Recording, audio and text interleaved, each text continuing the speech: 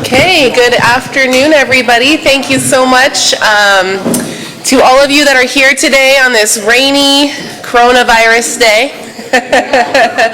That's probably the last public meeting you get to go to for a while, so make sure you leave. You have your social distancing. The restrooms are through these doors to the right. If anyone needs to go to the restroom, wash their hands. As mentioned, we have some pizzas here.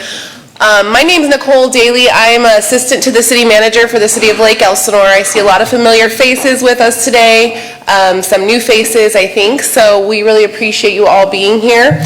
We are broadcasting live on Facebook right now, and we are recording today's presentation. We will be posting that to our website and YouTube and social media channels for those that couldn't be here today. First, I want to say thank you to the Elsinore Hot Springs Motel. Esther in the back there, she helped sponsor lunch today, and we really appreciate that. Thank you, Esther. And if you don't know, she does have real hot springs just down the street here in downtown. It's a motel with 30 rooms. She's also a partner in with the city in addressing homelessness, so we really do appreciate their support for the city of Lake Elsinore. So today we're going to go over several things, but I also want to leave some time for us all to share our stories and ask our questions. So at the very end we'll do that. But first we'll go through some information.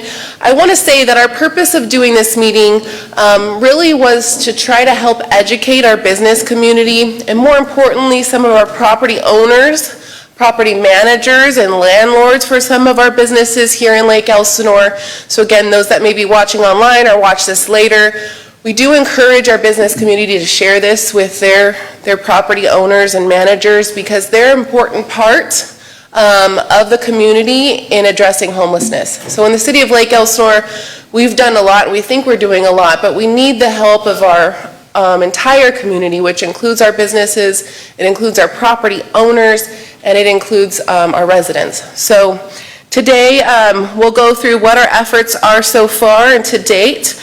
We will also ask Social Work Action Group, which is our nonprofit street outreach team, to share what they're doing in our community and how you can support them. We will share with you some key municipal code provisions, and this is important again because how can our business community support us? Most importantly is following our related laws and protecting and maintaining your businesses. So again, as landlords or property owners, you have the ability to make sure you put in place some changes to your facility, for example, that can protect your property, as well as your tenants, as well as the employees that work in those buildings. So we all have to play an important part. So Fred Lopez, our code enforcement manager, supervisor, can never remember his official title. Sorry, Fred. He'll share it with you later. He will share with you what our expectations are from the business community in terms of maintaining their properties. Then law enforcement's going to share with you some ways to protect your business through things like lighting. Some different ideas and tips that we hope you'll be able to use to better protect and safeguard your facilities.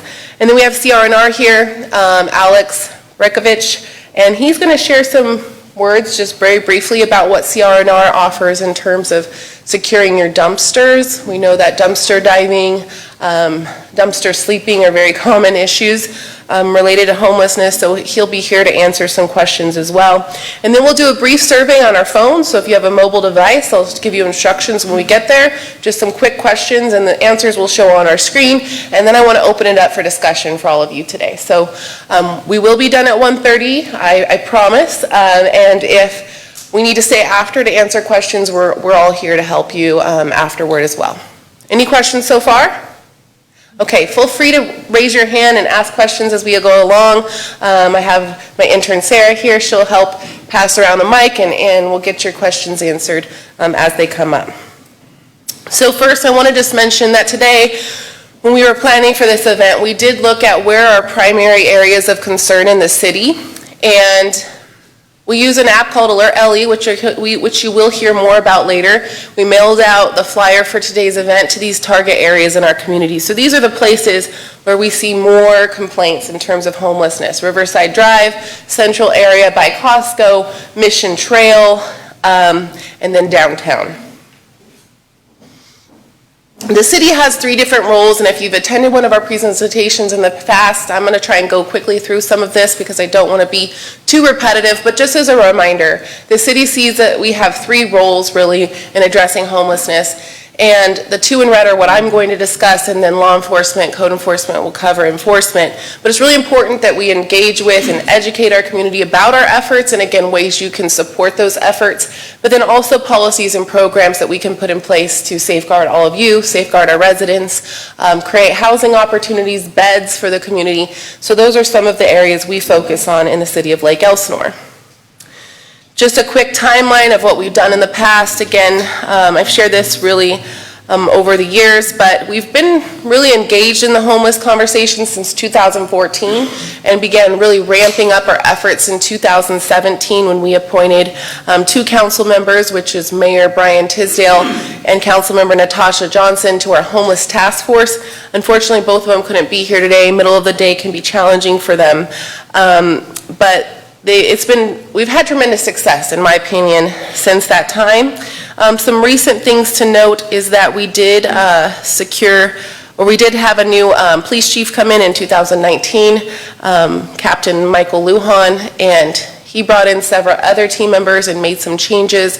We had a new sheriff come in as well, and that benefited us because the sheriff believes in a policy of zero tolerance policy, which means that any crime is a crime, and they will arrest and they will cite and they will do what they need to do in terms of law enforcement. If it's a crime, they will enforce it.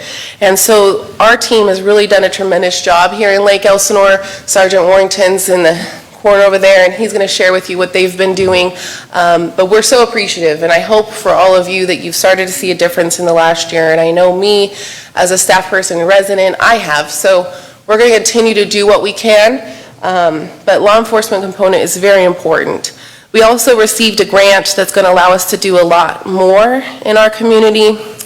And one thing that I do want to note that's on the screen is in December of 2019, the Supreme Court decided that they were not going to hear a case, which they call the Boise case, and that meant that the Boise case stands. And what the Boise case says is pretty much if somebody wants to camp or sleep in a public space, unless you have a bed, unless you have a local bed in your community, you cannot enforce your laws against that. So for example, when I say we cannot enforce, I mean cities, municipalities cannot enforce. So for example, if our parks close at 10 or sunset, and we say that's a law, but a homeless individual decides they want to go sleep in that park or that beach, we cannot go there and tell them to leave. We cannot go there and arrest them because we do not have a bed for them. Now, if we have a bed for them at that time, we can say, sir, would you like to go to a bed that we have available to you, or would you like to go to jail? We can do that. The challenge is we don't have any beds. So this is going to be a challenge for the entire country because this is a federal impact in terms of homelessness. Because this means that homeless individuals can sleep on our sidewalks, they can sleep in our trails, they can sleep in our parks, and they can stay there all day long. Because once that facility opens to the public, let's say the park opens at sunrise, we can't kick them off either because technically you or I could go there with a tent and have my 2-year-old in the shade in the tent. So we can't kick them out during the day, and now they've established themselves into our public spaces. So it's really important for everyone to understand that dynamic because it changes our role as a city moving forward. And how do we fix this? This means we need beds. And we know this is a contentious conversation, but without beds, we can't enforce. So we have a big challenge ahead of us as community members, any community you're going to go to, because this is starting to happen already. You'll see at Elm Grove Beach, we've started to have more people staying there overnight. Can't kick them out again unless we have a bed. So our approach here in Lake Elsinore, as I mentioned earlier, has really been one of both sides, enforcement and help. Again, we really recognize that we have to enforce the laws that exist in our community to protect all of you, to protect our business owners, to protect our residents, and to uphold what we've stated we would do. But we also want to offer help. And we do truly try to help. We have SWAG, who again will share who they are, but they are a street outreach team. Even our law enforcement team, every time they're going out and interacting with someone that is homeless, we do offer help. The challenge, though, is that it can take 70, 80, 120 interactions with an individual before they say yes. You'll see behind me we have several poster boards that we've created of some of our most difficult homeless. But these are stories of only, I think we have six individuals, and we estimate we have about 55 in the city of Lake Elsinore right now. And the problem is we've gotten a lot of the easy ones off the streets. These are the challenging individuals. These are the ones that face substance abuse challenges, mental health challenges. And so for us to actually convince them to get help, we need to enforce. It is helping them by saying to them, do you want to go to jail again or do you want to get help? We have to raise the rock bottom because these individuals are not the ones that are going to go and ask for help on their own. We've seen it. We've seen that this enforcement is bringing people to say, we want help. I want help. It's time to get off the street. So that is really our approach. And again, we do everything we can. But if you take a look at these at some point today, you'll see that the roadblocks are very large for these individuals. The challenges are extremely difficult. Mental health and substance abuse services are limited. They're not perfect, and they have room for improvement. We're trying to work with our county officials to do that, and excitedly, they're willing to do the same with us. So we're hoping we'll make progress. But again, as a community, we have to understand how difficult it is for us to actually get individuals off the street, into treatment, and help them get back on a path of self-sufficiency. It's an extremely long and expensive journey, and the other alternative in terms of putting them into jail is almost non-existent because they go in and get right back out. And that's the criminal process we have currently in terms of not being able to keep people in jail. So we have a definite need in our community in Lake Elsinore for services. For Lake Elsinore, our homelessness has actually been going down, but I think across the country it's going up, and that is a challenge. In the Riverside County, it's going up. But again, in Lake Elsinore, we're going down, and that means our services and our efforts are working. We have no local beds or housing available, as mentioned. In Southwest Riverside County, there are 0 beds for homeless individuals. We have no funding for homelessness either. Now, the governor is sending a bunch of money down, but the thing that most people may not understand is we have to apply for that money, and then we compete for that money, and then if you get that money, there's a bunch of requirements associated with it. It's not like you just get the money and you get to go spend it. Now you need 15 policies, 10 agreements, 15 different reports due every month. So there's a lot of work and effort that has to go into getting the money, hopefully winning the money, and then even trying to spend it. There's a high number of police calls for service related. There have been in the past. I'm not sure where our numbers would be now, but Glenn can kind of speak to that. We know that it creates negative impacts for all of you as business owners. We recognize that, as well as for residents. We have minimal service providers. So also in Southwest Riverside County, we are looking for more nonprofits to come forward that we can help lift up, like we have with SWAG, because we don't have enough services down here. And so we're eager to try to support new nonprofits in this area that can support homeless efforts. Also increasing abatement costs, leveraging limited resources, and finding ways to get through these barriers. So one of the things we did is we did apply for a $1.5 million grant. This was from the governor, Governor Brown, when he was still in office. He gave $500 million in what they called HEAP funding. We were awarded that money. We finally were able to implement it. We were awarded it in March of 2019. 2019, sorry. And we were finally able to start implementing and spending the money in August of 2019. We were actually awarded in December, but it takes quite a bit of time, as you can see.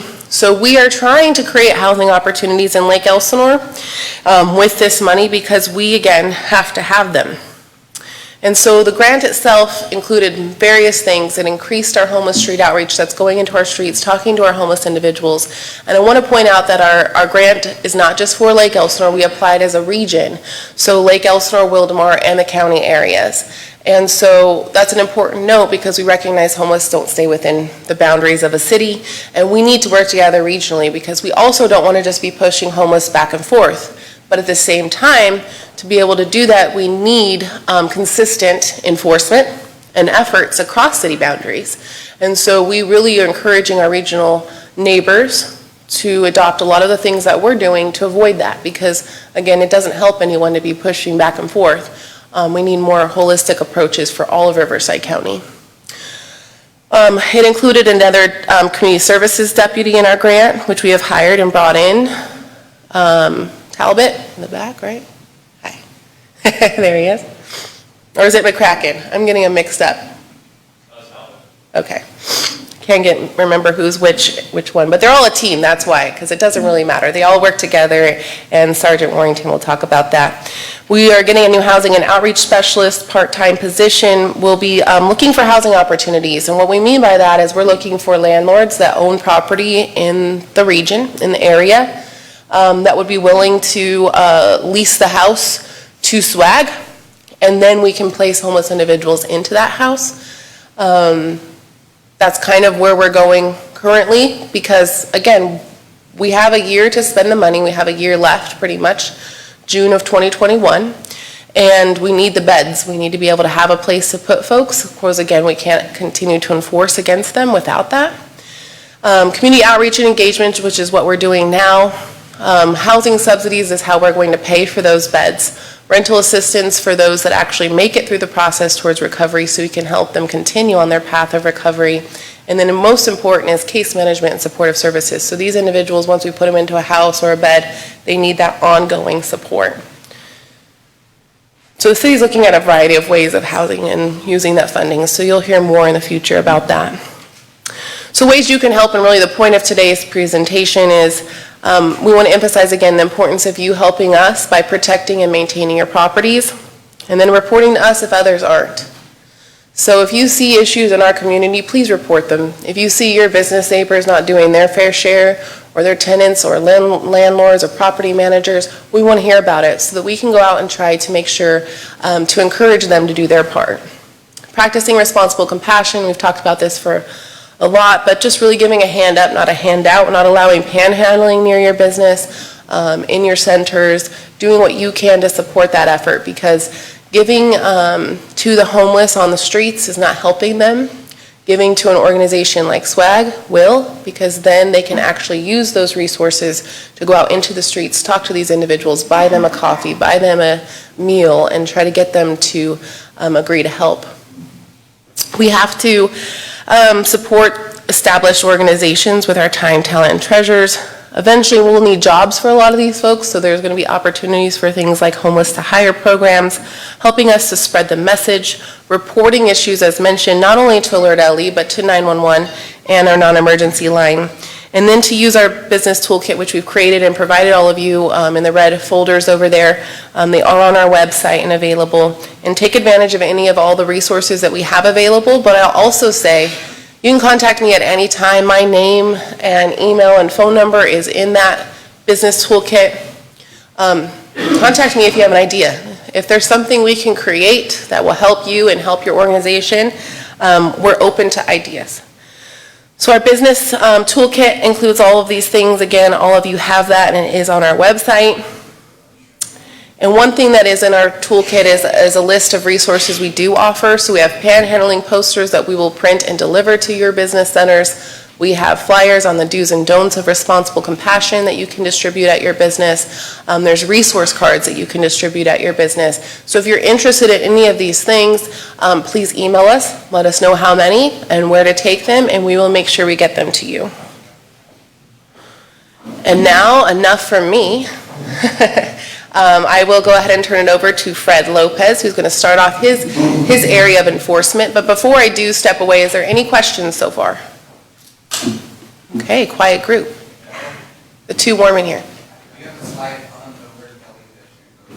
Yes, we do have an Alert LE slide at the end. And really, before we bring up Fred, I want to really quickly point out a few individuals in the room. We do have Joe Morabito from the city of Wildomar. He's one of the council members from the city of Wildomar. Steve Manos just came in too. He's from Lake Elsinore City Council. Kim Cousins, who is our chamber executive director. And then any of our task force members from the homeless task force for the city of Lake Elsinore. Can you just raise your hands? Michelle, Desmond, and then city staff. So that's some of our team that work together for the efforts that we're doing here. So I think there's a question in the back.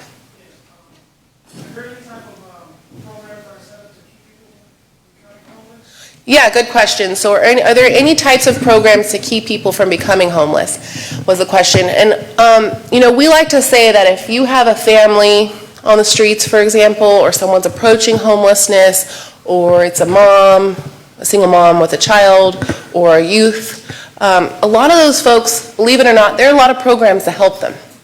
Sometimes it's navigating to find those programs, and we will help with that.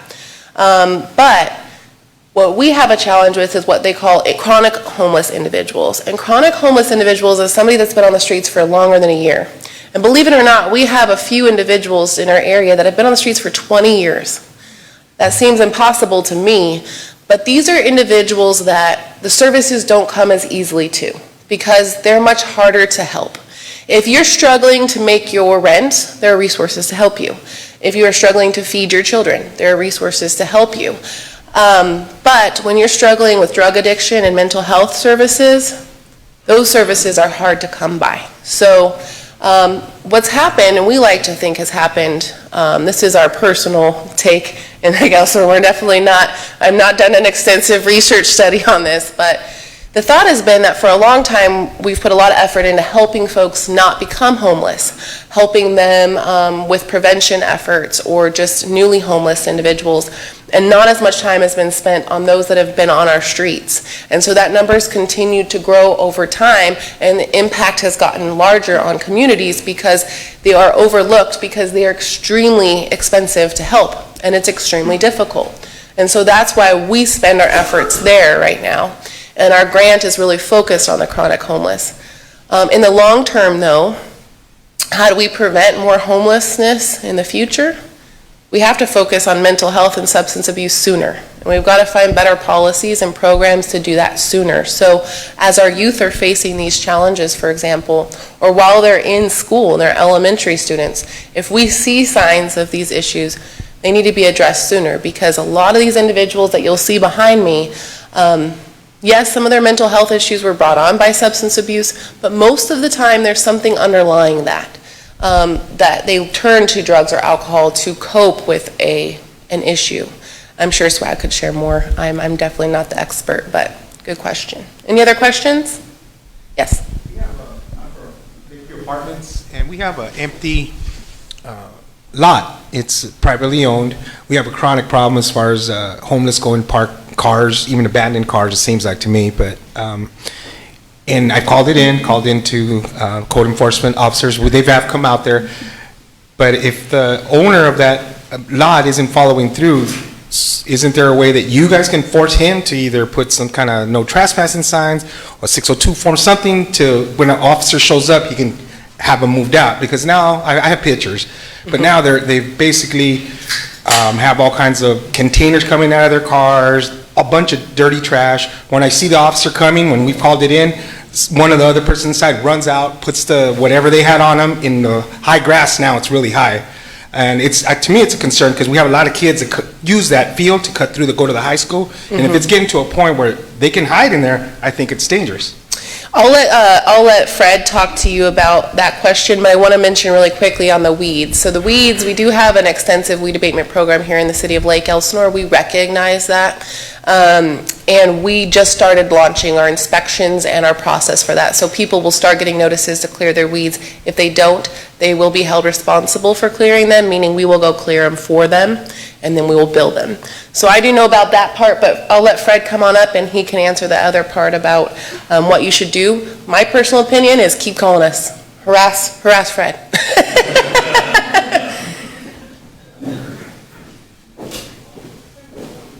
Thank you, Nicole. Again, my name is Fred Lopez. I'm the Code Enforcement Administrator for the City of Lake Elsinore, somewhere in between a manager and a supervisor, kind of in no man's land. What is the location you're talking about again?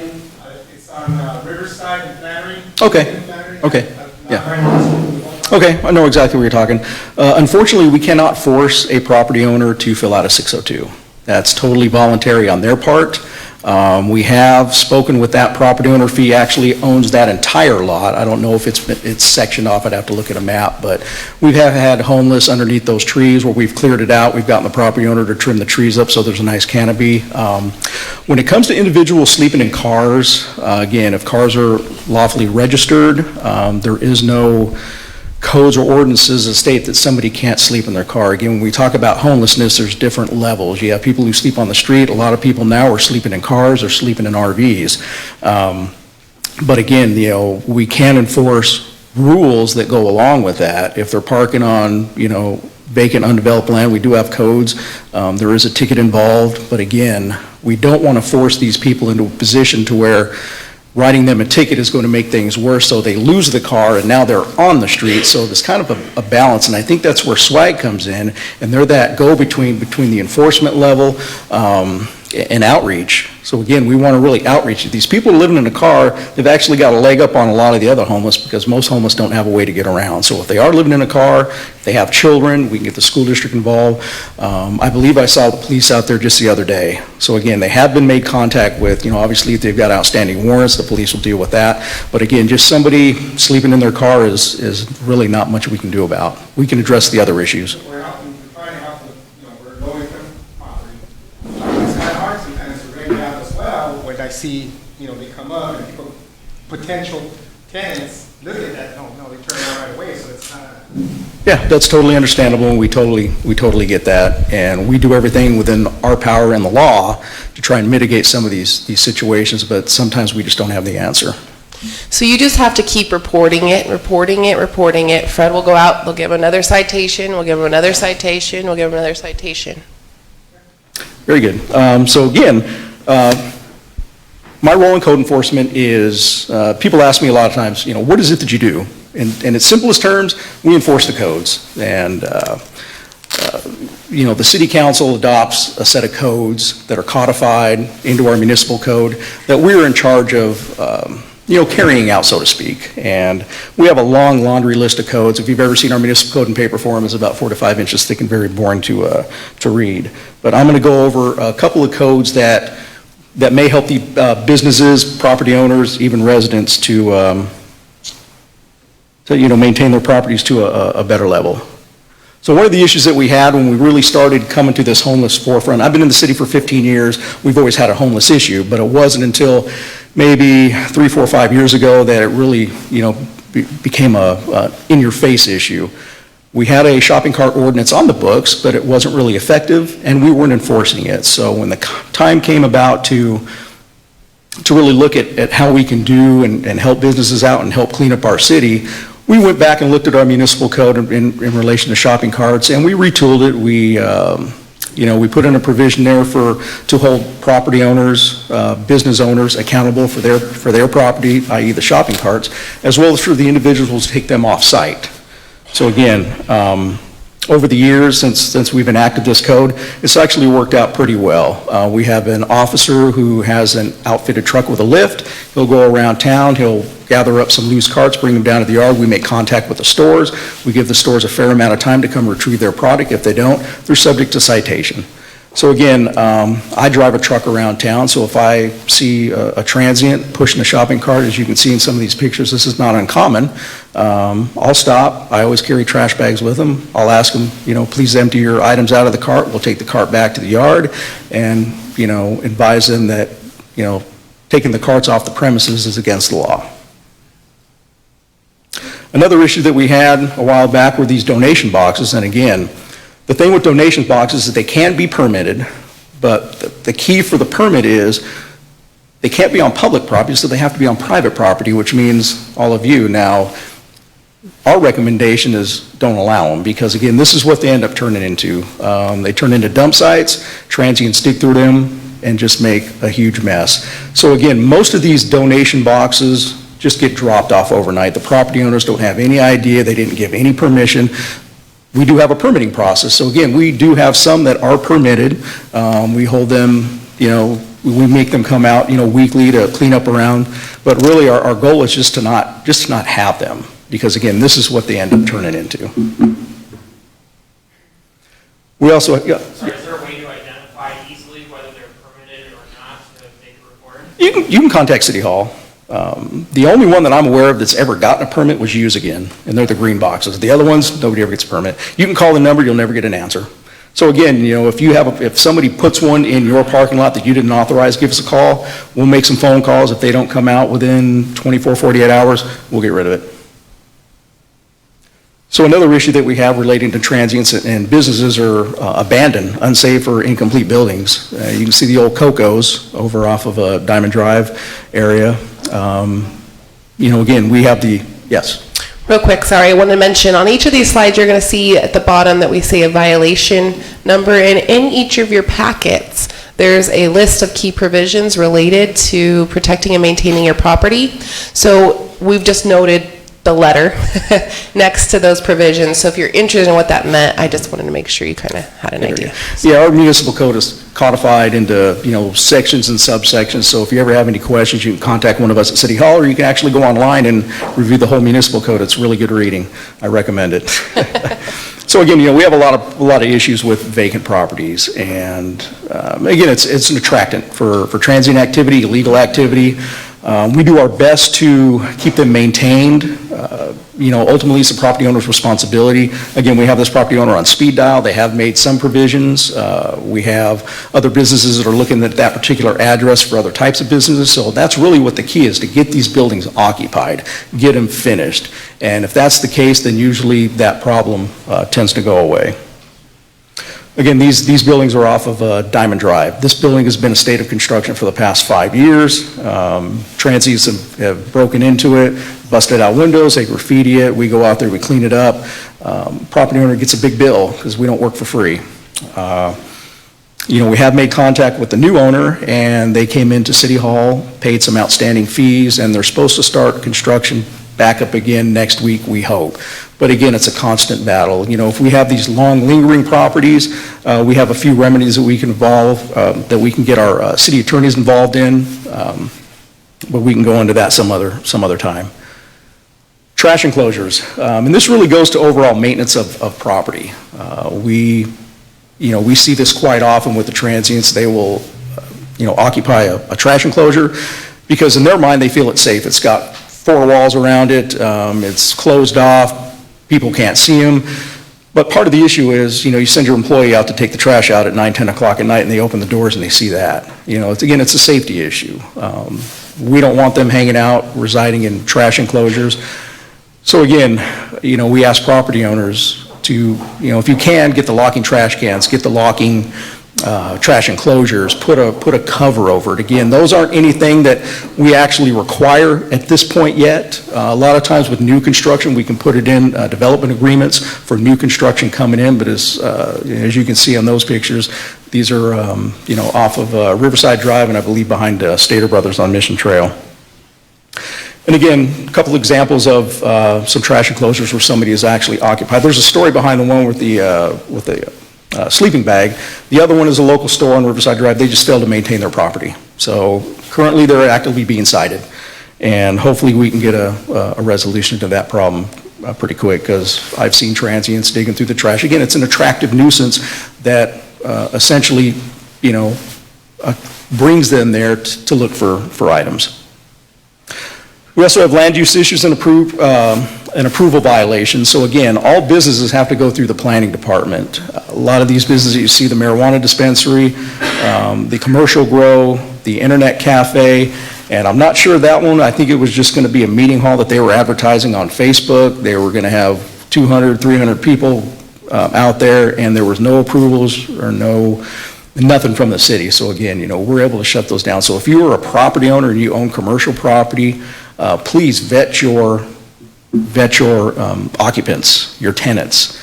Make sure they go through the process. Make sure you have your leases, dialed in to not allow illegal activity, or make sure that everything's permitted, because, Once they're in, it can be difficult getting them out. We've had pretty good success, but we've had some of these marijuana dispensaries fight us, take us to court. Now you're looking at a 6 to 9 month battle. And in the meantime, ultimately the property owner is responsible for what takes place on his property, even if you have a lease agreement with somebody else. So again, I can't stress it enough. Vet your tenants. And again, just something simple as somebody occupying the front part of a business can be a violation. Junk, trash, and debris in view. We get these calls all the time. A lot of these calls come in through C-Click Fix, and we try to respond as quickly as we can. C-Click Fix is not a replacement for calling dispatch. So if you want a police response, then you would need to call Riverside County Dispatch. Alert LE comes to the city. It also does go to the sheriff's department, but it's not designed as an immediate response like if you were to call dispatch. And then again, just, if you have signs, if you have an older building especially, some of your signs are tattered, they're worn, lights aren't working, we just ask that you replace them. Keep the property standards, up there. Graffiti, we have a very proactive approach to removing graffiti, but there are certain instances like that one where we don't color match. We have 3 to 4 very basic neutral colors that we can use to go and do our best to clean up graffiti. Our motto is if we can see it and we can get to it, we'll remove it, but there are certain instances like that where we just don't have the paint to match. So if you have a building that has an odd color, we suggest you keep 5-10 gallons on hand. That way, if you do get graffiti and our officer comes by and notices you, we like to see it gone within 72 hours. We understand that that's not always the case when we work with a business owner. But we will work with you within reason, but if it extends past a week or so, then you're possibly looking to get cited. And also, the other photo, our guy can't access that. So again, we have to be very careful where we go. So at that point, it would be on the property owner's responsibility to abate that nuisance. And then just some other examples, the story with the trash enclosure with the sleeping bag, that's a picture of it from the outside. It looks great, that's what we want. The problem is they didn't put locks on it. There's no way to put locks on it. So it leaves it open for people to go in and out. One of the issues that we had with I call them mobile recycling centers, is it was a hangout for homeless at 9 o'clock when they open so they can turn in their recyclables. We tried at one point to regulate them. We couldn't because state law allowed them to be there, and per the stores, they had to be there. Unfortunately, the company went bankrupt, which is why we don't have them any longer really in this city or probably in the state. So we had 2 at the Stater Brother on Mission, or one on Mission Trail and one on Lakeshore. They're both gone. So now there's only 2 recycling centers, permanent ones that are on Riverside Drive over by the storage facility in the cemetery, and another one on Corridon. So the transients have to go a little bit further to cash in their cans. I was alerted to the outlet picture by an EVWD employee. That's a pump station over off of Riverside Drive. They like to hop the fence there and use the eye wash station for showers, and they like to plug their phones in. So again, a lot of you that you own businesses, manage businesses, we'll talk about that later in Sergeant Warrington's presentation, but these are inviting to them. If they can sit there all day and plug their free phone, they're going to do it. If they can steal your water, they're going to do that. So again, we want to eliminate some of these attractants that they look for. So with that, I'll turn it back over to Nicole, or does anybody have any questions? Thank you.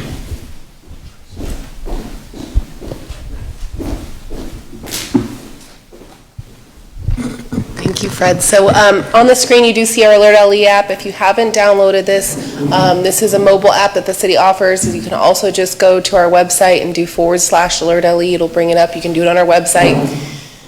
You can also do it on Facebook, but it has to be on a browser, on a computer. So there's several ways you can access this. The importance of this is, Fred just shared with you a variety of things that we have in place to try to improve and maintain and protect our properties in the city.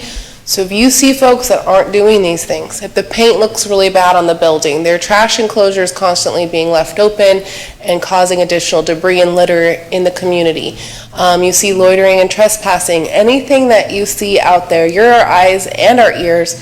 So please report it to us so that we can go out. One of the things that's really important is that the city's taken a very reactive role in terms of code enforcement for most of the time, meaning we only respond and we only go cite for the most part, unless it's an apparent problem, We primarily will go out based on complaints. So we are going to transition to a more proactive role because we have to try to, again, reduce the opportunities for the homeless and to protect the community.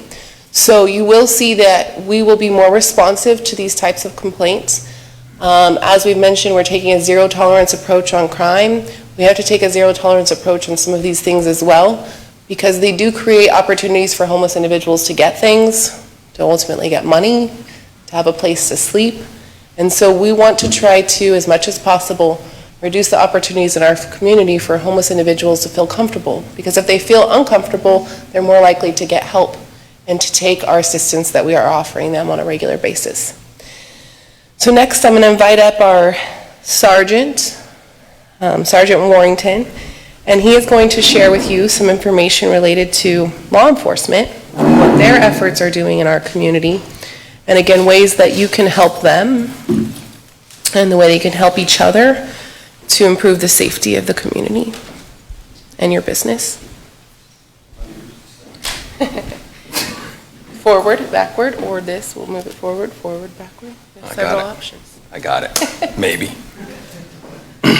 Good morning, everyone. Thank you for, I'm sorry to say the coronavirus, because it's a big joke going around.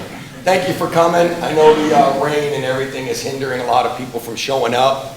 The coronavirus is making everybody afraid to show up, but I thank every one of you that showed up here to find out what's going on and what you can do to better yourselves in the community. We can't do it without you guys. Use your mic.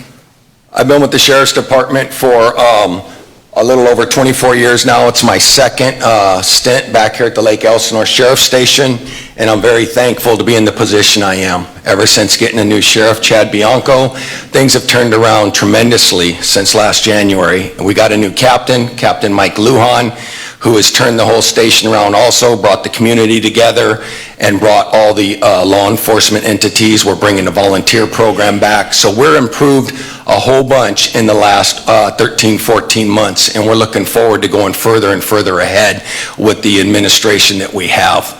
And with that, the zero tolerance policy that the sheriff has brought to us and that we are enforcing at this station. So to end the cycle of homelessness, we need you, the community, the business leaders, the city council people, everybody in this community needs to come together as one. If we don't all come together as one, we will never end the cycle of homelessness. Never. Will we end it 100%? Probably not. Someone's always going to be on a bad term and be put out from tough love from their parents or whatever and be on the street for a day or two, then they'll accept them back. But we need all of you and the entire public of our community to come together and help us out. With that, we need outreach. The city of Lake Elsinore and Wildemar stepped up their game. I think it was 2018, which Nicole talked about, and they took a chance with a group called SWAG, Social Work Action Group. They've been tremendous. They were here before I got here, and we had a meeting with them when I started. I had a different philosophy. I thought of a way to help the community and better it for you business owners, commercial properties, and the residents of the area. I met with Aaron Petroff, one of the founders of SWAG, and David, one of his counterparts, and lo and behold, we were all on the same exact page. I about fell out when they were on the same page as law enforcement and trying to end the cycle of homelessness. Enforcement. As Nicole stated, if we don't have a zero tolerance approach, you will never get these people off the street. Let me say that again, never. They are so happy to be in their own little world. We had a lakefront community that was probably about 80 people. I know the point in time count's going to tell you in 2018 we had 60-some people or 75, and the next year we had 66. This year they're going to tell you we have 50. I'm going to tell you right now, I know people don't want to hear this, that's all lies. All right? When I started last April, we had about 120 or more. We're down right now to probably 60. The point in time count's going to come in at about 35 to 40, somewhere in that area, 45. And the reason being is the point in time count is not an accurate count for homeless individuals. That is only accurate for the ones you found at that point in time on that day. Well, I'll guarantee you, they're running, they're hiding, they don't want anything to do with you, just like the census, right? We're trying to get all these people that are in this country to be part of the census, but if you're not supposed to be here, what's in the back of your mind? They're gonna go ahead and take me somewhere else, so I'm not gonna talk to you. It's the same thing, and if you talk to some of the volunteers, at least in our area that were here for the point in time count, Mr. Morabito, what happened to some of the individuals when you got out of your car to go and talk to them? They ran. Why? They don't want you to know who they are. They don't want you to know anything about them. So we need to enforce that to get them to the next level. So we took the zero tolerance approach with the help of Sheriff Chad Bianco coming down through the chain of command to Captain Lujan. I have a big mouth, as people know, and Captain Lujan said, why don't you go put your money where your mouth is and see what you can do. So I said, okay. So we started with approximately 2 people last April. We're up to 5 now, and we have started the zero tolerance approach. My thought process is, if you commit a crime, you're going to be held accountable. I know that sounds kind of odd in this state and the way things are right now, but if you commit a crime, you're going to be held accountable. I don't understand why you can go walk down the street or drive down the street, the motor officer stops you, the CHP officer stops you for speeding, and you get an infraction. That infraction ticket's going to take $300, $400, $500 out of your pocket. You don't pay, what happens? State of California issues a warrant, right? And then they go ahead and attach it to your to your registration. They're going to get their money one way or another out of you. Why? Because you can pay. But these individuals are committing misdemeanors. Now, remember, being homeless is not a crime. Do not take that Sergeant Warrington said homelessness is a crime. It is not. They're down and out, and they need help from groups like SWAG, from groups like the Sheriff's Department, from the city, from people like you that really want to reach out and help, but you got to reach out through SWAG. So with enforcing the laws, you go ahead and push them to the next level. And we'll get into some of them laws that we're enforcing that a lot of other locations, I'm not going to sit here and say it because it's Facebook Live since she warned me, but there is communities in this state that refuse, remember, refuse to enforce quality of life issues. Now you tell me when we get to that slide how you feel about enforcing criminal law and how they cannot do it. I don't understand. Social Workers Action Group's a great organization. This is the team. It's the dream team. Started a little slogan, one team, one dream. The community is part of the team. Residents are part of the team. Business owners, I don't care who you are, you're in the Lake Elsinore Sheriff's Department area, you're part of our team. We need all of you to be able to push this forward properly. It's like a chair with 2 legs. It's not going to work. We need all 4 legs, everybody up and running, everybody doing the right thing for the right reasons to be able to end the cycle of homelessness and stop criminal activity. SWAG is our portion that goes ahead and assists us with the individuals for getting into treatment centers, getting their driver's license, getting social security numbers, all these different things for homelessness. A lot of you are wondering, SWAG does all this? Yes, they do. I saw them on their laptop, break it out and get people all the information that they need to be able to get into some of the county services you can't get into unless you have an ID. You can't get into unless you have a social security number. I don't understand. We're supposed to end the cycle of homelessness, but we have all these checks and balances to get someone off the street. If we truly care about ending the cycle of homelessness, let's come together and get people off the street and stop denying them into a treatment facility because they don't have an ID. Let's stop denying them from going to mental health because, oh my goodness, they smoked marijuana, they use methamphetamine. I truly don't care. They have a mental health issue. Let's get them to the professionals and let's get them going so we can end the cycle, which in turn saves all of us money. For you business owners in here, what's your main reason for being in business? Don't lie to me because I enjoy it and I this. It's all about the dollar. Right? You all try and write stuff off on your taxes so nobody knows and keep as much money in your pocket as you can. So it's all about the American dollar. SWAG is assisting each and every one of you in here, and they're doing it on a shoestring budget. If they can do it on a shoestring budget, I want to see all these other homeless groups do it on a shoestring budget, because some of these groups are getting millions and millions and millions and millions of dollars and not doing what this group does right here in your community. I'm going to go over real quick the numbers for outreach, just because some of you haven't seen it, some of you guys have. Last year in Lake Elsinore, we contacted or engaged 1,568 people. Or 68 engagements, I'm sorry. What that means is we may have spoken to the same individual one time. We may have spoken to the same individual 100 times. So the outreach, every time we come in contact with the homeless individual, we write down the information. We try and encourage them to contact SWAG. We'll contact SWAG, get them trying in the process and go forward. My team of 5 individuals, one of them that's still right here right now, Deputy Myson, will outreach 100% of the time. If you see any one of my 5 problem-oriented policing guys and they did not outreach an individual, I want a phone call. I guarantee you we will be working on getting somebody else that wants to outreach and end the cycle of homelessness. But they are also going to enforce every single law that come across. 73 street exits. That was 73 people that went into temporary shelters and such. 14 were reunited with family. Them are the easiest ones. You catch them out on the street for a month or 2, 6 months, whatever. They're really not abusers of alcohol or drugs. Their families will take them right in. We get them over there. We've seen them cry. We've seen them be so thankful for SWAG or the deputies driving them to their location. They're the easy ones. I also found out the family thing, probably 75% of the individuals we come in contact have family here in the local area. Their family will take them. So when people tell you, you hear it on TV, no one will take these people, they have no family, they don't have anything, I'm going to say no. I could say other things, but I'll say no. Because SWAG has contacted the family, we've contacted the family, you know the first words out of their mouth?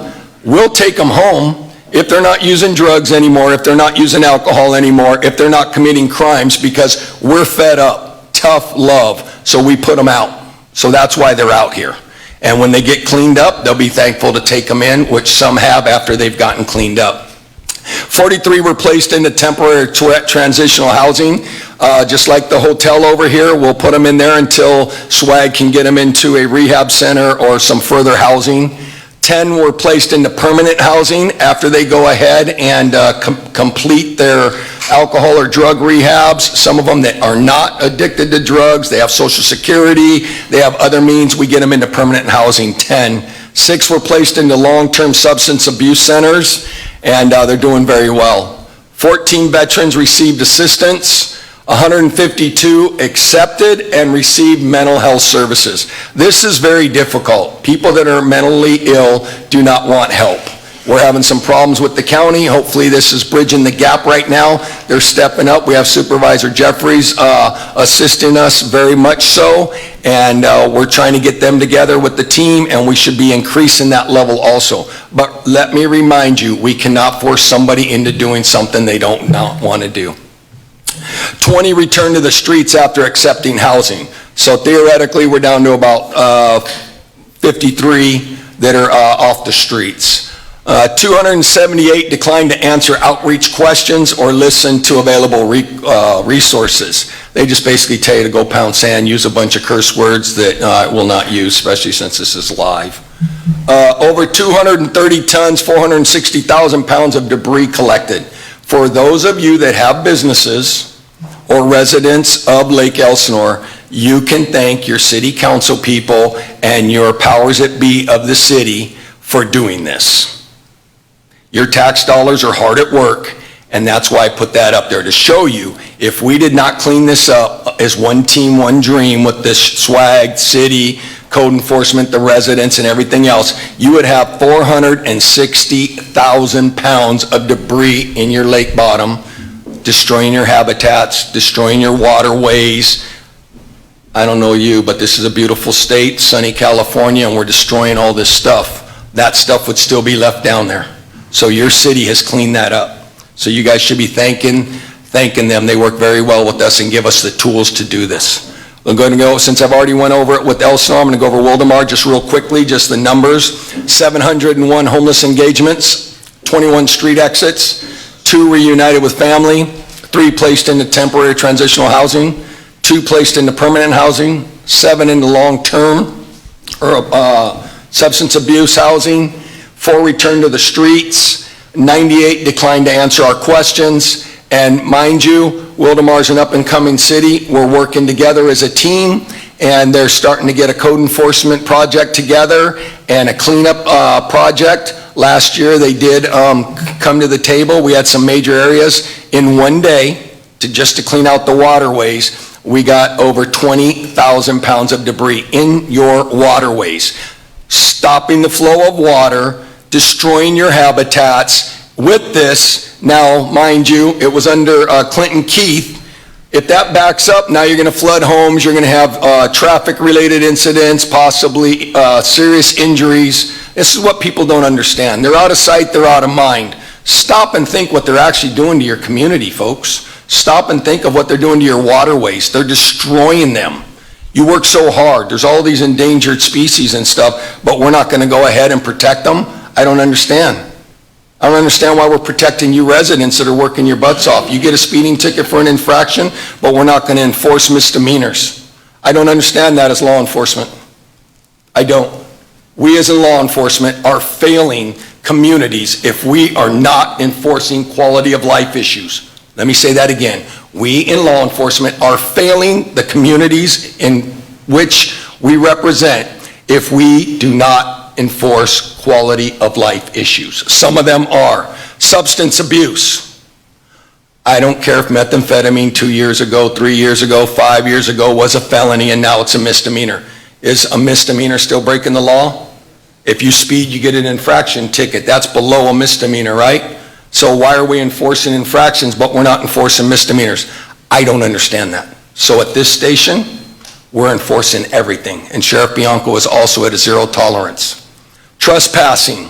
There's some rules. It's very tricky of what we have to do and how we have to do it. We're going to do it by the law, which is why we need the trespassing letters. We need you, if you have a business, if you've told someone to get off your property and we get there and you demand them to be arrested, we have to accept that if it's a legal crime. You'll sign a private person's arrest form. We'll ask you to sign a 602 letter in the future, and then we'll go forward. Trespassing, remember, they're allowed to sleep on public ways. They can take over the parking lot over here. They can take over the streets at night like you see in other cities. I won't name them and give them all the fame that they deserve, but you know, you guys have seen it on TV, certain areas up north and down south and in our own county. So trespassing, they can do that. So when you see it, call us, because we can still go make contact with them. We want to make sure they're okay. We want to make sure that we can possibly have swag come out and get them off the street. The ultimate goal of all of us is to get them off the street. It truly is. To get them in housing, better their community, so they can get up and they can pay taxes, they can have a job, they can be clean and go forward. Panhandling, a lot of people think, hey, this guy's over here begging. If he's not restricting the flow of movement or restricting your business, they can ask for money. But if they're restricting the flow of business, they're trespassing, you told them to leave, we can go ahead and handle that. Vandalism, same thing. These same criminals are vandalizing people's businesses, and people just think, oh, it's just a misdemeanor. I hear the public tell me all the time. I brought this up to Officer so-and-so in this jurisdiction, and he told me it's only a misdemeanor. What? Just a misdemeanor. So you're just going to walk away as law enforcement and just blow it off because it's just a misdemeanor. Failure. You're a failure. Do your job. You don't have to take them to jail. You can cite them. My guys, they better be taking people to jail. The jail accepts misdemeanor arrests, and we take them all to jail. All right? And with taking them to jail, we've had 90% of our people, both Wildemar and Elsinore, that have gotten housed. Where do you think they get housed from? They come to our station and ask for housing. Who would ever think that someone's going to go to the police station, say, can I speak to Sergeant Warrington, Deputy Meissen, Deputy Talbot, Deputy McCracken or Swag, I want off the streets. I'm tired of being a criminal. I'm tired of going to jail. I want to better my life. 90% of them. I know people think we're crazy when we say that, but you can put a camera on the station and they come over there. It's crazy. Thefts, same thing. A lot of things have been taken down to misdemeanors now. It doesn't mean we can't do our job and enforce the law. Take them to jail. They'll be there 4 to 6 hours. They'll get processed, and then they'll go on the streets, all right? But we're holding them accountable. We're interrupting their lives for doing the same thing I do to you if you're speeding down the street and I stop you to slow you down and give you a traffic ticket. I've interrupted your life. I've given you that citation or that warning, and go forward. And then for about 2 or 3 weeks, you quit speeding, and then you go back into your creatures of habit, and you do it again till you get caught again. The community involvement, this is why it's one team, one dream. If you see something, say something. I know people have brought up, hey, this is occurring over here, this is occurring over there. If you're not calling in, it didn't happen. Go to community meetings, individuals say, we call you guys all the time and you guys aren't doing anything. Well, when they give us a notice before, or I go back to the station, we run that address for contacts, and they've called us once, maybe twice. We've arrested somebody, one of them 2 times, but at the community meeting, they said they called us 20 or 30 times. I'm not going to lie to you. Don't lie to me. Call us. All right? You call us, we'll come out, and we'll deal with it. Now, mind you, if a patrol deputy comes out there and pushes them along, gives them a citation, and moves them along, there's a reason for that. You guys are going to say, well, the POP team comes and takes them to jail all the time and holds them accountable that way. Why, Sergeant Warrington, did they just issue them a ticket or they let them go? Well, our patrol deputies have to manage their calls for service. So if we had every single patrol deputy at the jail or at the station dealing with a misdemeanor crime or something like that, then you guys don't have them here for major issues. So they'll go ahead and do what's appropriate, cite them, warn them, do whatever to your liking, and then they'll go forward. So there is a little different level on that, but they got to manage the call volume also and be ready for the major things, robberies, burglaries in progress, homicides, and stuff like that.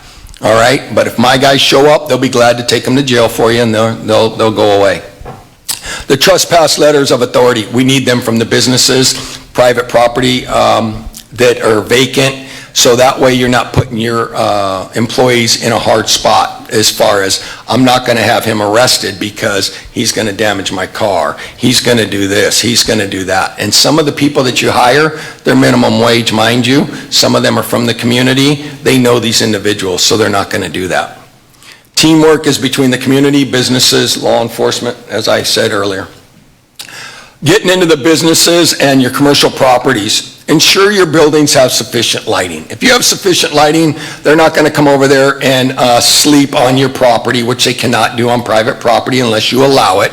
And when you do, you wake up in the morning and go out there, and you're probably going to find feces, defecation, all kinds of stuff over there, because that's what they do. They don't have anywhere to go. So please put up the proper lighting and they won't be there, all right? It helps deter the crime. Secure your trash enclosures. I can't say this enough. All that trash that we picked up from both cities, 90% of it is from trash. From the residents who put out their trash on the streets to the dumpsters.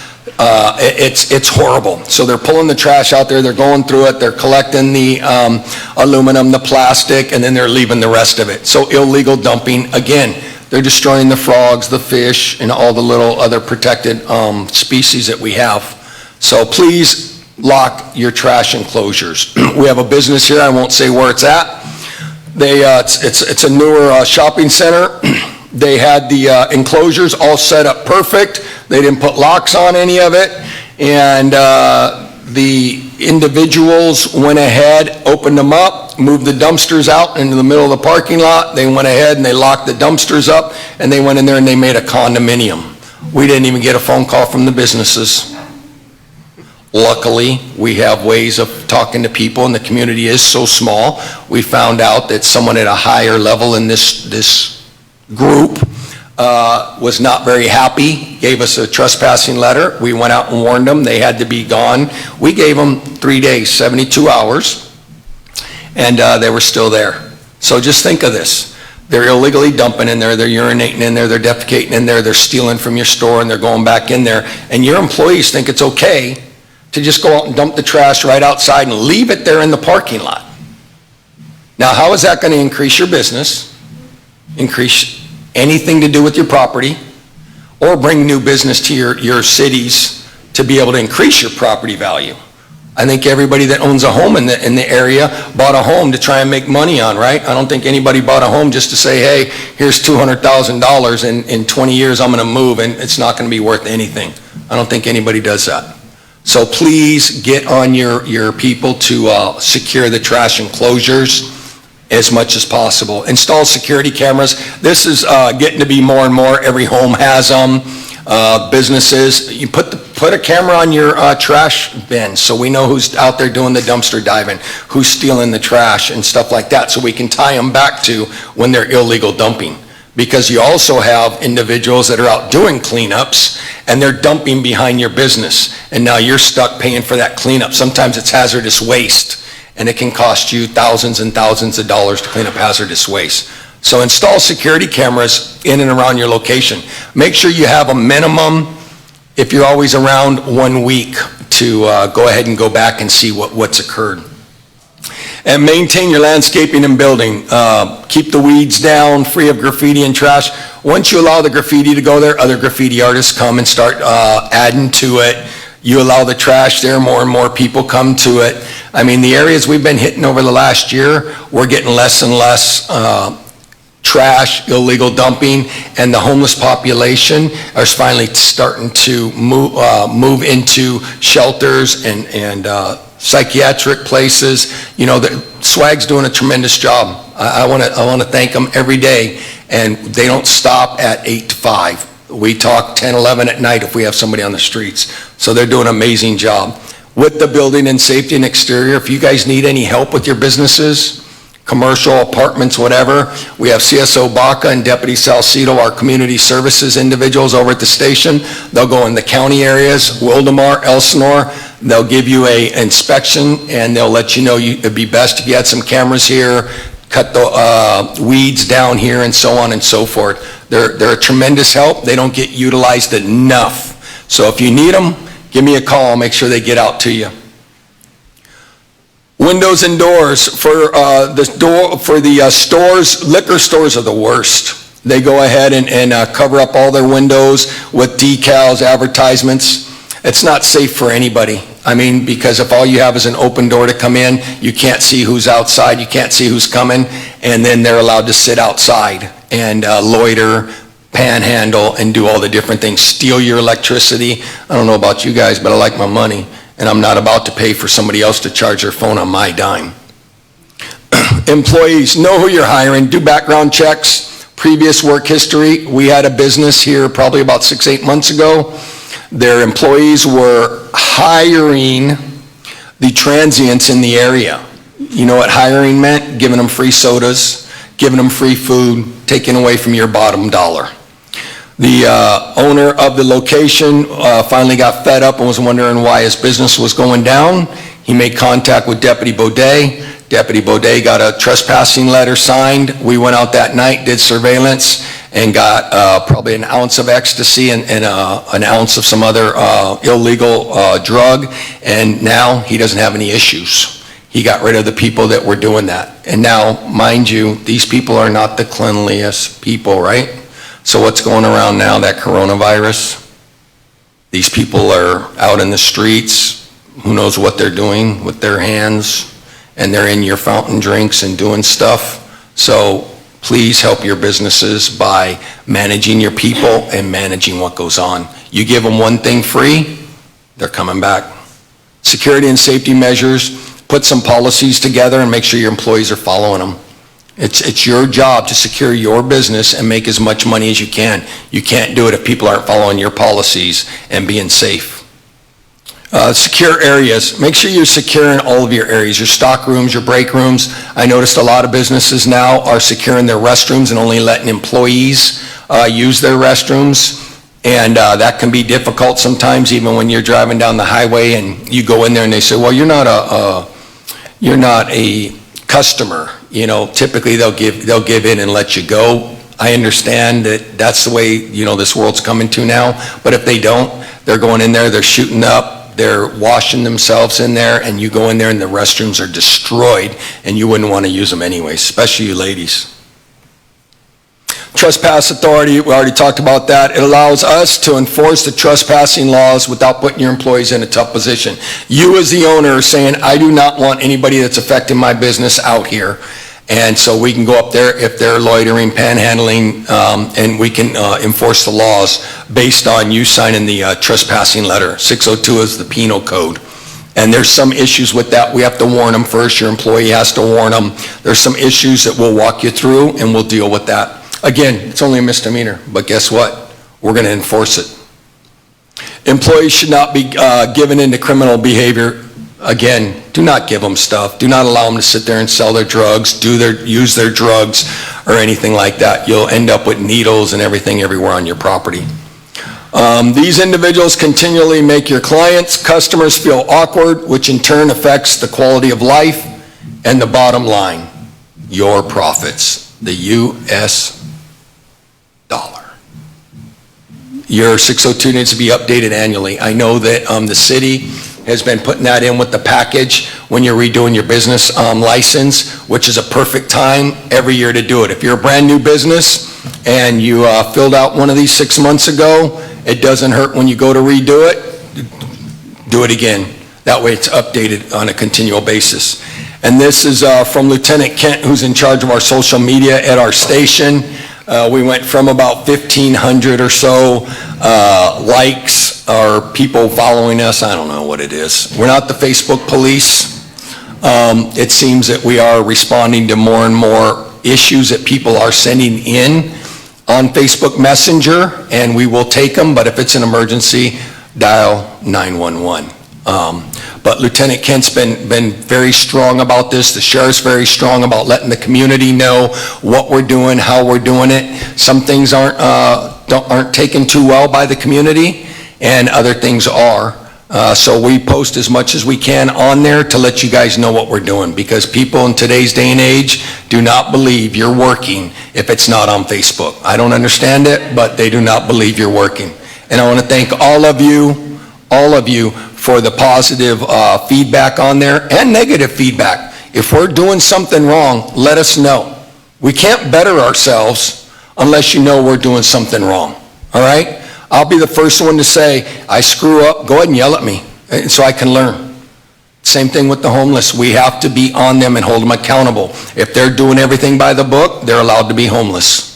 They're allowed to camp out in certain areas. If that's the lifestyle they want to be, one guy told me, I love camping and this is my life. That's fine, but please follow the rules. That's all we ask. It's not illegal to be homeless, period. You're going to find people, I hate the homeless. I don't know why you hate a human being in the first place. You may hate their criminal activity, but to hate someone just to hate them, come on, let's all come together and end the cycle of homelessness. They are people too, and before they fell into that, they were probably awesome individuals. Drugs and alcohol do a big problem to your brain, and it causes them to do it. We have people out here 20 and 30 years. It's very sad. They even told me that we broke up their own lake community down by the river bottom. They had a mayor, they had a drug dealer, they had a guy that went and got groceries. Yeah. And one of the guys that told me that we did that, last April, I met him the second day when I went out there with somebody from our department, and we took them to CVRM out in the desert. He left about 2 weeks later after enjoying Coachella Fest and all that stuff, doing his drugs out there partying. He ended up back here. After 9 months of him going to jail all the time, Sarge, I'm not going. I don't care. I'm not doing it. Well, you're going to go to jail every time you break the law. Guess what happened about 3 weeks ago? He called SWAG, said, hey, I found out my daughter is having a baby, and I'm tired of going to jail for breaking the law. I don't want to break the law anymore. Will you help me? And he's been in treatment now for 3 weeks or so. He's doing phenomenal. We've had other one's in treatment now, I think for 130 or 40 days. I still need to go and get them coffee. I promise these people, if they do well, I'll take them to coffee.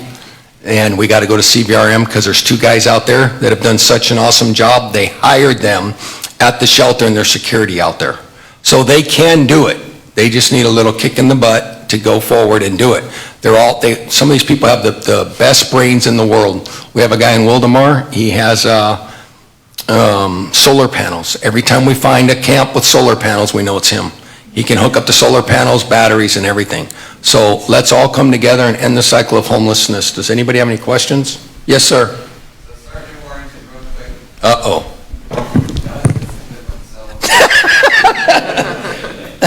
It's a good one. It's a good one. In other areas, which will go unnamed other than most northern counties, you get somebody out on the sidewalk or in a bush copping to squat. And I to this day, I still don't understand why it's not, 1, indecent exposure, and 2, there's a health risk to it. And then from a code enforcement standpoint, as we know on Riverside Drive, there's a place that sells mini tacos that allows folks from other fast food chains to bring in their nasty, dirty cups and fill in their drinks at the soda fountains. And to me, there's certainly, especially with the coronavirus, a huge public health side to this homelessness that maybe you can speak to. What can we do as far as alert LE to at least curb some of those activities? All right, on the first one, as far as somebody urinating or defecating in public, it is a crime. So if law enforcement is not doing it, or your district attorneys are not enforcing it, we do in Riverside County, we do in Lake Elsinore Sheriff Station. The sheriff will not allow it. The DA in this county will not allow it. So you guys are pretty blessed that we have very proactive law enforcement people in this community going forward. I know where you're speaking of, and I'm sorry that the DAs and individuals in them areas say they're not going to enforce the quality of life. You guys don't have to worry about that. You have Sheriff Chad Bianco and DA Hestron in charge, so you don't have to worry about that down here. Now, once you vote, elect somebody else in there, you may have that problem here. But we have a problem. You call it in, we catch them, they're going to jail, and they're going to be held accountable. Remember, 0 tolerance. They're going to be held accountable. As far as the businesses, I don't tell businesses what to do. I'm sorry, if you want to go ahead and allow people to bring stuff in there and not be sanitary and not do the proper things, there's nothing I can do. It's not against the law. You might want to call the health board and have them come inspect them. You might not want to go to that business and frequent it. Again, why are we in business? To make a dollar. Well, if people aren't going there and they ain't making a dollar, they're going to have to make some changes, right? I mean, being a business owner, you have to make changes constantly as things are moving, right? State laws are moving. So it just bothers me that the state laws are all turning into misdemeanors and we're allowing it to happen. It's just a misdemeanor. Ask my guys, just a misdemeanor means what? Jail. Jail. They're going to jail. They're going to be held accountable. 0 tolerance means 0 tolerance. All right, anybody else? This is easy. Yes, sir. Yes, sir, I'm a veteran, and Well, thank you for your service, first of all, sir. welcome. You talk about the resources for the veterans. Is there anything specific for this city that's being done for the veterans? The veterans, I'm sorry. I have a big mouth, but I guess they want it for the thing. Again, thank you for your service. What branch were you in? Marine Corps. That's good. I agree. That is a good branch. All of them are part of the service, but the Marine Corps is on top. Yes, sir. It's the best. Yes, sir. Hoorah, devil dog. The veterans are the easiest ones for us to get any kind of services if they want it. Typically, I can take them aside and talk to them from one veteran to another, encourage them to take it. They are the easiest to get off the street. There's plenty of services. The government has came down, given us services. Loma Linda, SWAG knows all the services. We have county people for them. They're the easiest. So if you know a veteran that needs off the street, give us a call, give SWAG a call. They have some veterans on their staff also, and we will get with them and we will get them off the streets. Very, very, very easy. All right? No veteran at all should be on the damn street. It bothers me. I will spend 24 hours on my own dime and my own money to get a veteran off the street. I just, to me, somebody gives their 4 years, 6 years, 10 years, I don't care what it is, and they're out there homeless, that's a bunch of BS. So we will get on it and right away. Again, thank you for your service, sir. Anybody else? Hey, this was easy. All right, I'm done.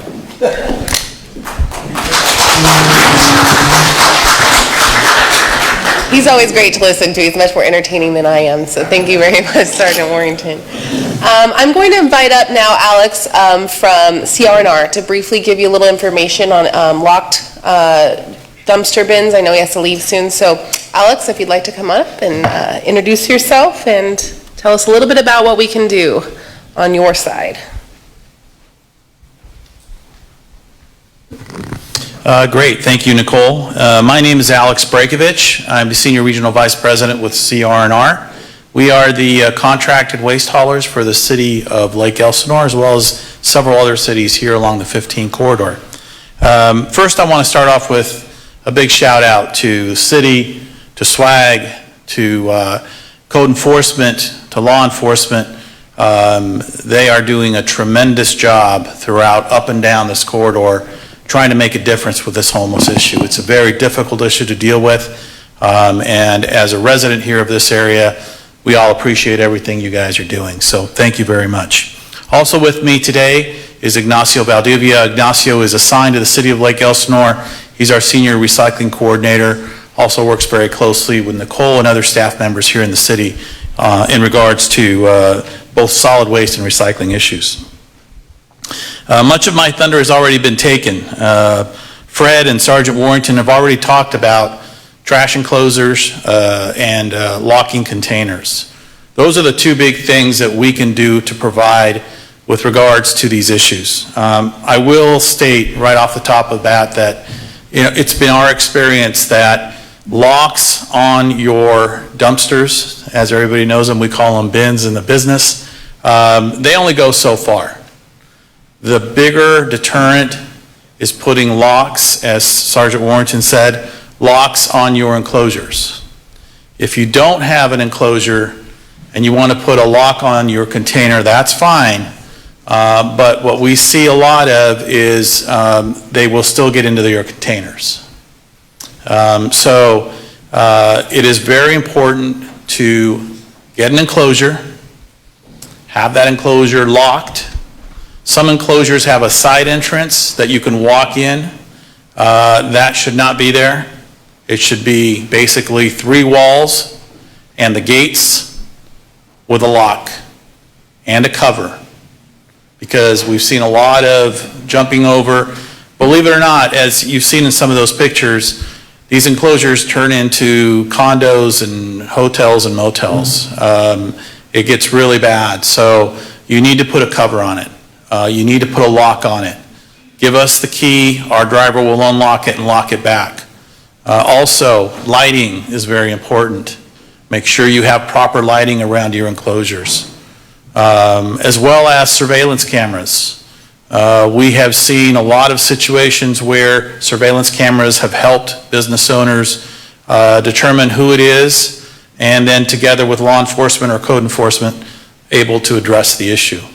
So there's some very basic issues, but in our line of work, it is locking things up, lighting things up, and making sure that they're prevented from going in and using them as things that should not be used for. There are locations here in the city of Lake Elsinore where there are no enclosures at all and containers are out in the open.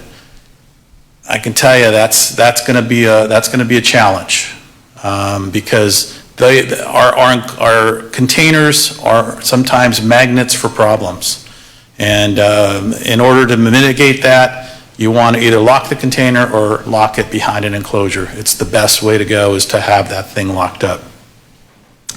In terms of proactive approaches, we're working internally with our drivers to have them notify us when they see an enclosure or a location that has constant issues, because it's a safety issue for our drivers as well on a number of levels.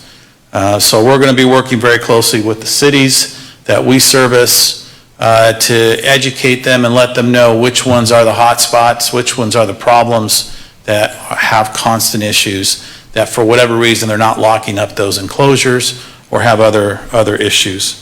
So we're hopeful that that will resolve the issue. Another thing we're trying to do proactively is working with all the cities on these cleanups. As Sergeant Warrington mentioned, we are working with a number of cities up and down the 15 corridor, coordinating these large cleanups that you see. We have collected well over 200 tons of material over the last 12 months throughout Riverside County on these cleanups. So it's a very big issue, very heavy lift for everybody. My talk is very short, but I'd be happy to entertain any other questions. We also have some flyers that we brought with regards to hazardous waste recycling guidelines that Ignacio has, and I think maybe we'll put them up on the tables. So if you would like to take any of those with you, you're more than welcome to do so. Any questions? Of course, Kim.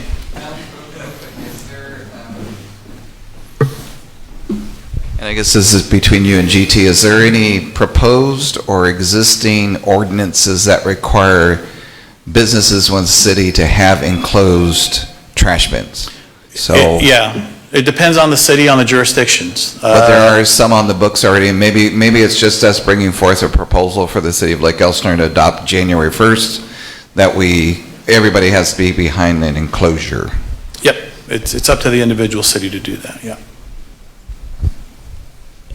Yes, sir. Yeah, my question is, since we start cracking down on transients utilizing shopping carts to transport their goods and wares from one spot to the next, we've noticed an uptick of them stealing residential garbage bins. Is there a way that a resident could mark their bin? I know the bins belong to CR&R, but is there a way that, so when we go to these camps and we see them, if they've spray painted an address, we can get it back to them? Because right now we have no way of identifying where this bin came from. But yeah, we would like to get either back to CR&R or back to the resident. Yeah, well, we're okay with people putting their address on the container. That's fine with us. If it helps to, get that container back to the right owner, that's not a problem with us. Thank you. Yes, sir. Are we seeing an issue with needles or hazardous waste, whether it is in the bins or around bins, or is there any proposal to be able to provide sharp containers at public spaces? I would have to leave that up to the city in terms of the sharps containers. We do see them from time to time, especially inside of enclosures that are not locked. That's where we go back to making sure you can lock that enclosure, because that confinement, where they can hide behind things, invites those kinds of activities. So from time to time, we will see that. But in terms of your second question, I think that's a city question they'd have to answer. Actually, I can tell you, Desmond, that all of my officers, we carry sharps containers in our vehicles. So when we do come across needles at camps, we can dispose of them properly. We can take the used containers down to our public works yard, where they have, once a month, they have the environmental waste disposal, and needles and sharps containers are part of that. So that's what we can do on our part. As far as residents goes, that would be a different story. I mean, they can always call us if they come across things like that, and they do. We get these complaints quite often. We'll go out and take care of that issue. Thank you. Yes. Because you have the experience, and you guys have been doing this for a long time, and maybe some of the groups can, speak up, but, oh, sorry, I have a loud voice anyways. I actually was looking to do some of the outreaching and cleanup, but I usually have my 8-year-old son with me, and so now listening to all of this, and I mean, we actually have run across needles at parks, but usually it's just few and far between. But if I was to have him cleaning up and stuff, I mean, do you think maybe it's just not the best idea to bring him along with me? What are people's thoughts on that? Because that just got me concerned right now as we were speaking about it. I'll answer that one, because I'm involved in these cleanups with the city. I would not recommend it. Okay. Now, again, we have Dream Clean Extreme, which they'll do certain cleanup projects around the city, but nothing. That was one of the ones I was thinking of. Yeah, the clean Okay. extreme ones are fairly safe. Okay. They don't go into any type of homeless encampments or anything like that, but I do not recommend anybody go into any homeless encampment and just start cleaning up or start grabbing stuff, because it's biohazard. Okay, yeah. Yeah, it's not okay, safe. That's kind of a given, but thank you, I appreciate it. Alex, really quick, I just want to make it clear for everyone here. So if they put a lock on their enclosure, they just give you a key. So it's a simple process, like they call you up on the main line and tell you that they've put a lock on it. Correct, correct. And then the locked bins themselves, they can call you and request those, and the cost is very minimal. What is the Right. cost? I think it's like $58. It's a $58, one-time cost. it's a We put the one-time. mechanism on, and then the business owner they provide the lock and give us the key, and we'll do that as well. Does anyone have any issues in that regard, or have any other questions about the process for doing that? Not the process, but just the time frame to replace those bins. I have Lake Elsinore Town Center, there's about 24 bins out there. Most of them don't have locks on them. When we set up service, no one says, would you like a lock on it? So maybe that might be a little helpful. So we now have to replace that many. Time frame for that many? It varies. We sometimes will get a run, and it could take a couple, 3, 4 weeks. But if we know that, for example, you got 24 bins that need to be replaced, that could take a little bit of time. So if it's something like that, maybe you can talk to Ignacio before you leave, and let us know, and let us work with you individually and see if we can get that sped up a little bit. Okay, that'd be great. Thank you. Thank you. Thank you very much. Very good. Okay, and our last presenter is SWAG, Social Work Action Group, and they're just going to share briefly who they are, a couple of slides, and then we'll just open up for any additional discussion. I think I'll skip the survey, maybe. We'll see how much time we have. We'll decide. Welcome up, Aaron Petroff.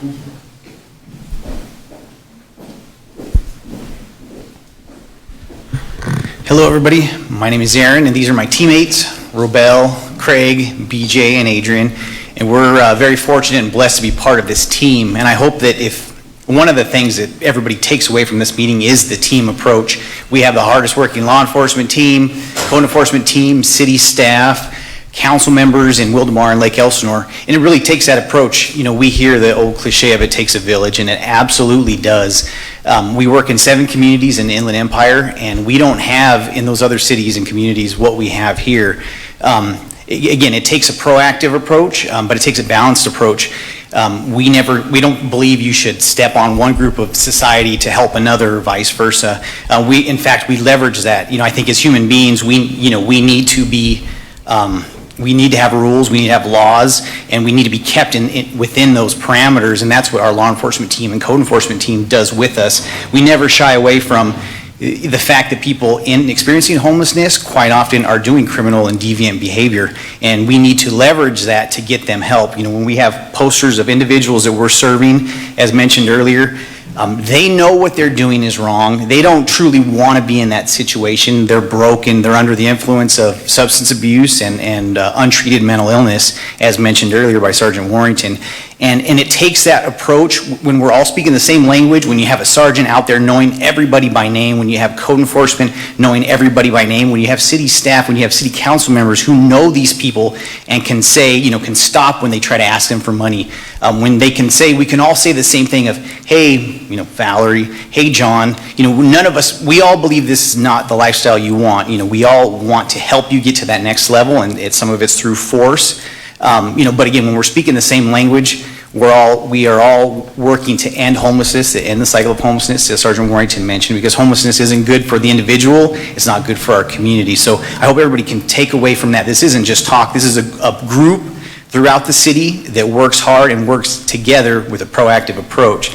And so just briefly, my teammates are going to explain some things that are going on here. It's not all business. We try to have fun with the community, and we want to help engage the community members, the residents, the businesses, because there is a role that everybody can take in serving the community. And with that, if I could have Adrian speak about what we do. Hi everyone, Adrian with swag. So I always wonder if I'm going to go before, or if we're going to go before Sergeant Warrington, so we can come out with the one team, one dream, right?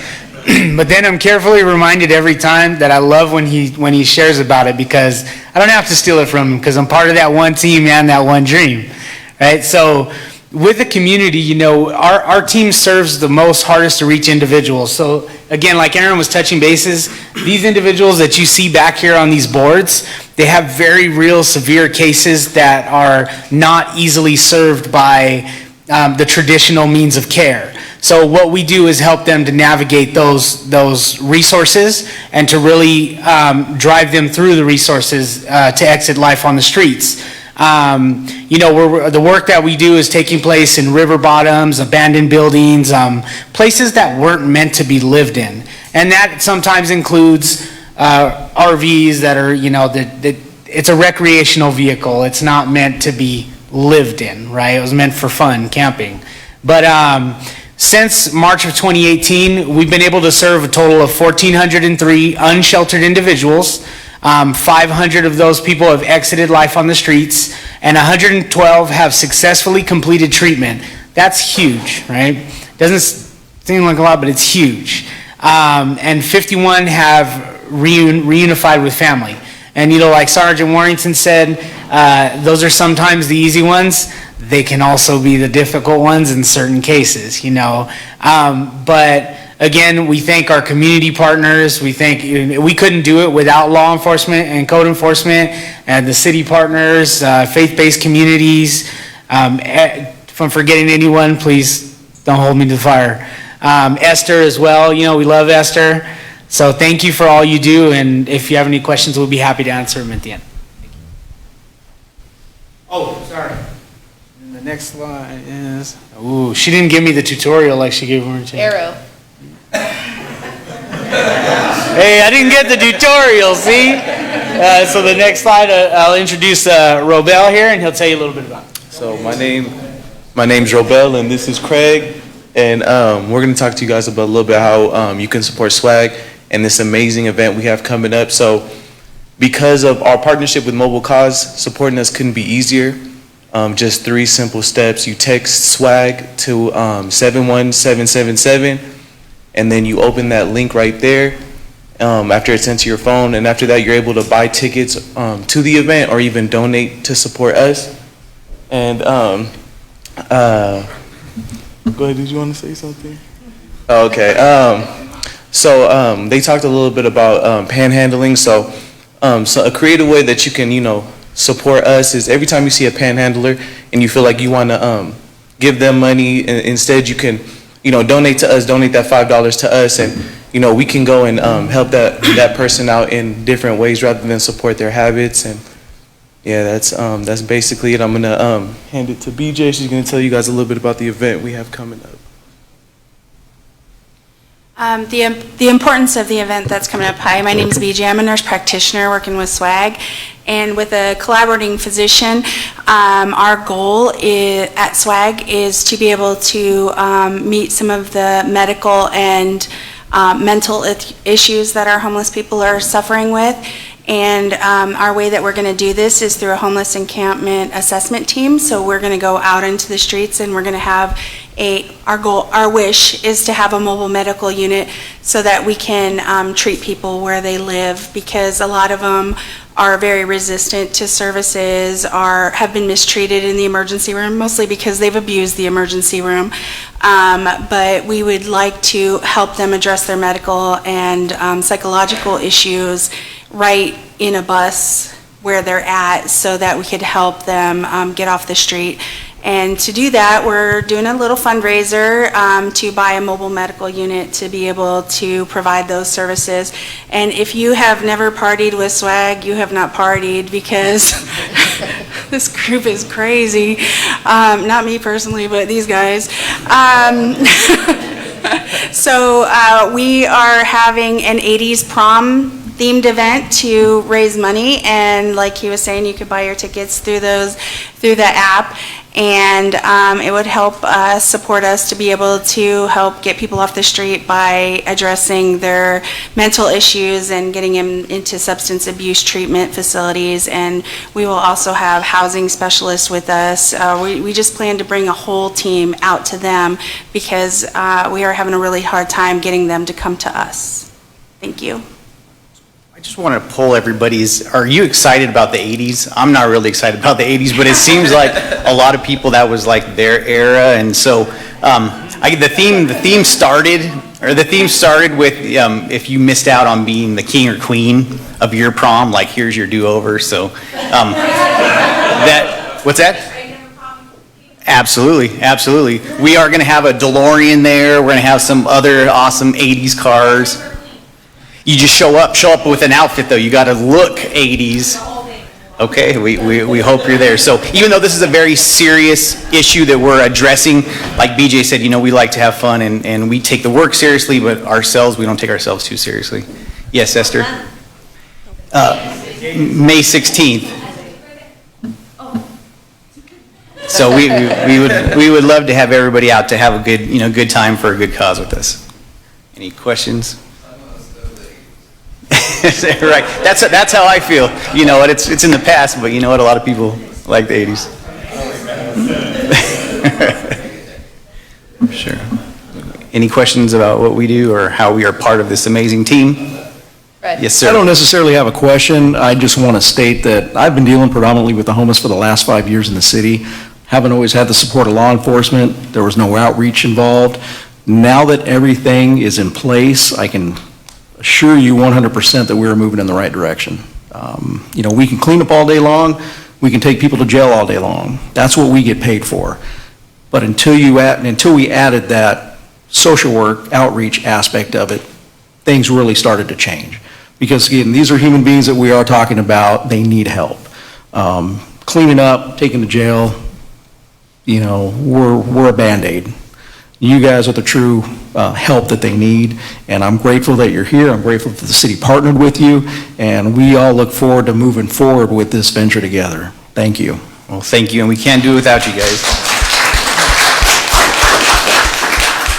There's a flyer over there on the table for our 80s prom, if you could share it with all of your friends, and also we're on Facebook, if you could share it on your Facebook post to get the word out so we can save some lives.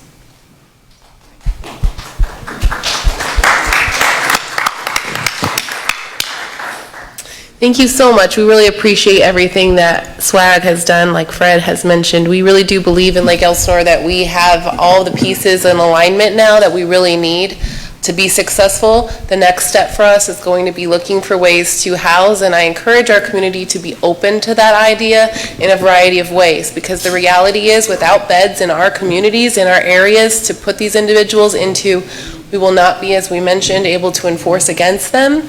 They will continue to sleep in your business parking lots, behind your businesses, in vacant lots. They will continue to be in our communities. So we as a community have to come together and find ways to lift up and to continue to support SWAG, support law enforcement, but also to be open to ideas of how are we going to solve this long-term in terms of creating ways to house those that are facing homelessness and getting them actually off of the streets. Sometimes when you see folks walking around in the early morning hours, the reason they're doing that is because they're cold and they're trying to warm up and they've been freezing all night.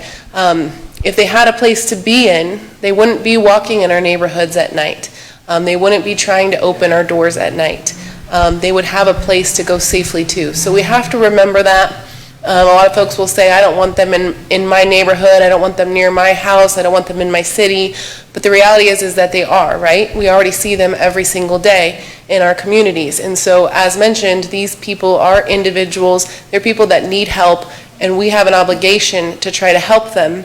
And we need to do what we can as a community as a whole. So we're very grateful for everybody that was here today. Thank you so much for being here. I do want to open it up for any additional questions or conversation that anyone would like to have. And I do want to mention too, really quickly, I hope everybody got a toolkit. Again, this is online as well. It does have a 602 letter in there. We really encourage you to fill that out every year. As mentioned, the prom flyer, and then we created this flyer as well. These are multiple ways that SWAG is trying to gather resources that they need. So again, more ways for you to help our cause in that regard. And I love how they mentioned, if you see a panhandler, we understand that it's really hard to pass by. It's freezing outside, like today, a rainy day. You want to buy them a cup of coffee or give them a few dollars. But the best thing you can do is to now pull out your phone, text 71777, 3 sevens, and text SWAG to that number and donate to that cause, because they are the ones that are truly out there trying to help and really give these folks a hand up. So again, by taking away the resources that the homeless individuals have in our community, we are actually lifting them up because we're encouraging them to get help. We're actually trying to help them recognize the needs. So questions, comments, concerns, anything that's working or not working for your businesses? Yes, Esther. Yes, since my name was mentioned, thank you very much, Adrian. I cannot help by thanking my team, actually. Some of them have left already. Actually, they are the one that get out on the field of Elsinore Hot Springs Motel that cater and work with the clients that SWAG brought. Thank you, guys. Especially that veteran, those 2 veterans over there. Thank you very much for everything you do.